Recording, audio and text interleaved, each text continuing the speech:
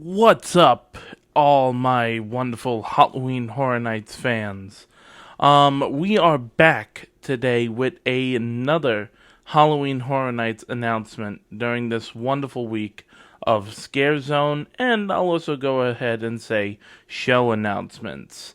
Um, so, recently, just to keep you up to date. So yesterday we got an announcement. I didn't do a video for the announcement, so I'm doing a double header announcement because we got another announcement today. Um, so, um, Scare Zones. Of course, we're getting the Infernal Carnival of Nightmares, which is our entrance scare zone. Then we're getting Sideshow of the K, which is going to be down Hollywood. Then, it was announced last week, of course, with the first show, that Nightmare Fuel was coming back with a really cool, vampire blood noir. And then yesterday, we got a drastic announcement. I'm going to talk about the drastic announcement first, before I talk about the the final show and the next scare zone. So this is the drastic announcement, and I think people are taking it a little bit too hard. But I understand what this ticket option meant to people. But it's not like the option is not available ever again. You could still get what I'm about to talk about. So yesterday, Universal made the drastic announcement and decision to remove the express option from the frequent fear pass. I only bought frequent fear once, and that was when I was doing the Disney College program in 2024. I really got a lot of use out of it. I went a lot of nights. I felt like I got my money's worth. But here's the one thing that I will say, and a lot of people are taking it really hard, and getting really angry at Universal about it. I've been going to the event since 2012, and I have never, in any need and or reason, have needed to buy an express pass. When I was working at the Hard Rock Hotel, I would get out around 4 o'clock, 3:30. I would go over, I would, use my Universal ID to get into the event and all that jazz. I would get into Stay and Scream, and by 6 o'clock, 7 o'clock, I would have already knocked out like 7 or 6 houses while I was waiting for my mom to come pick me up from work. On top of that, so I moved to Charlottesville, Virginia in 2019. I didn't go to Horror Nights in 2019. I didn't go for the 30th anniversary. I returned back to Horror Nights as a regular paying admittee, or a regular paying customer, in 2022. And I stuck with doing the Rush of Fear ticket. The ticket that allows you to experience the first couple weekends of the event. And so I booked it where I flew down on a Thursday, and I was there Thursday, Friday, Saturday, Sunday. And I would go over with my dad, and we would do our houses. We would try to get through all the houses on the first night that we were there. And if we missed any, we would, do it the next night as well. And we're okay with standing in the lines. We get through them, we talk to each other about, hey, how did you feel about that last house? How do you think the event is so far? Blah, blah, blah, blah, blah. And then, so we would have those multiple nights to go back and experience houses that we missed the first night, or, the last 2 nights we would do our favorite houses, and then on the last night, we would only go to the houses that we really wanted to go through one last time because the next day we were flying back home. And the same thing in 2023. We did everything right this time. We stayed at Cabana Bay. We did the hotel shuttle from the airport. We flew in, did a one-way flight, nonstop flight, and all that jazz. And we took advantage of the Universal shuttle that was running until 4 o'clock in the morning and went back to Cabana Bay. And again, we did the same thing. We had no express pass. I used my frequent flyer ticket for when I was doing my Disney College program. One night I was able to get through all the houses. And then the other nights I would go back and do whatever houses I wanted to do. On Halloween night of 2024, I will admit it was excessively crazy. And at one point I'm like, I don't want to be here anymore. It's just a little bit too much. But it's okay. I had experienced Horror Nights. I thought every house was good. I enjoyed the year. It was good. I understand a lot of people are taking this maybe just a little bit out of proportion, saying, oh, well, I guess I'm just going to go one night this year and that's it. Okay, that's fine. Do that. It's okay. We'll have more fun without you. And there are other people on Horror Nights social media that are like, okay, we have a plan. We've worked it out. We'll get through the houses, and we'll experience at our pace. So, I'm not saying that you need to be overly dramatic about the whole situation. Yeah, it stinks. But there are also people that are like, okay, and let's move on.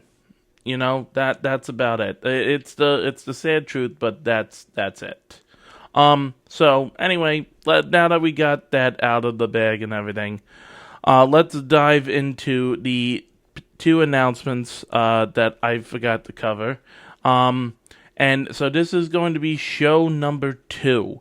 Since 2018, Horror Nights has been utilizing the Lagoon because of Universal Sensational and that amazing fountains that they incorporated into the Universal Lagoon, and of course the amazing drone technology as well. And of course, in 2018 we had, it was 2019. Sorry, in 2019 they started with Marathon of Mayhem. And then for the 30th anniversary, it was Jack's Carnage Factory. And then for 2022, it was, I'm gonna open it up on so I can remember what the name of it was. For HHN 31, it was Ghoulish, which I really loved Ghoulish. It was Ghoulish, A Halloween Tale. In 2023, they did not do a show on the Lagoon. There was something wrong with the Lagoon that stopped them from doing a show on the Lagoon.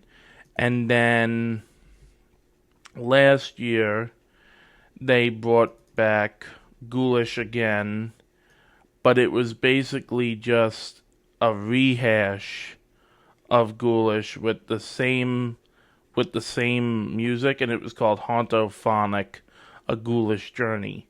So coming this year for the Lagoon, and I can see why they did it and why they announced it yesterday. But especially with the music, if they have the rights to use it, I think it's going to be really cool. And that is Netflix Stranger Things Return to Hawkins. This is going to be an amazing, WSQK Squawk radio broadcast showcasing the amazing seasons of Stranger Things, all the way from season 1 to season 5. And people are like, okay, it's kind of in conjunction, with the 10th anniversary of Stranger Things, but people are also feeling like, who asked for this? No one wants this. Why are you doing this? You already have a house. No one said that it needs a show as well, and this is the 35th anniversary. Why does it feel lackluster? People, stop complaining and just go to the event and enjoy it, because that's all I'm gonna say. And you'll probably hear people say that on the podcast as well, on different podcasts. So just enjoy the event, because that's what I'm gonna do when I go down there. So I think this is gonna be really cool, especially with like the red tones and everything. When they did Ghoulish in 2022, I really liked how the colors set and everything. Like especially when the red took over, that I really did enjoy. So I think this is going to be really fun. Next we're going to talk about our next Scarezone, maybe mini Scarezone, from what I've heard from my friend who has been giving me some source information. And this one is really surprising, in my eyes. I'll say that. I don't think I had this on my bingo card for this year, but especially because of who our icon is, or one of our icons is, I think he's gonna fit at home. And this is not the first time that this intellectual property has been used as a mini scare zone. It was featured in 2018, and then in 2019, it got its treatment as a house. And in my opinion, I think Orlando did better with the house instead of Halloween. Hollywood. And that is, of course, there's no clowning around when these killer clowns come to town. That's right, the killer clowns from outer space is making its grand return. The circus tent UFO is coming back to the streets of Universal Orlando. I think this is, it's kind of out of the blue to see this come back, but again, it's continuing with that carnival circus theme that we have going on for this year. So I think having them return and all that jazz, I think it's going to be really cool. It's going to be a lot of fun. I loved when they did it in 2018. I loved that the clowns took time to come up to you and take a picture with you. And so maybe now we might see, maybe there might be a food location dedicated to them. So I think having killer clowns back is going to be really cool. And clowns ain't the only thing. The killer clowns it's just part of another scare zone coming soon. So, with all that said, folks, as always, as I say at the end of all these videos, if you're ready to start screaming and preparing for the fears that Jack and Dr. Oddfellow have lined up for you, make sure to go to universalorlando.com/HHN and start purchasing your tickets right now. Multi-night tickets are not released just yet. They should be releasing soon. But there is like the premium Scream nights, the Behind the Screams, the RIP tours, and also single night tickets are available. Plus, you can also start picking out your hotel, so this way you can figure out where, after you escape the fear, where you can return into your nightmares. So with all that being said, guys, thanks for checking out this video, and we'll see you soon in the fog. Bye for now.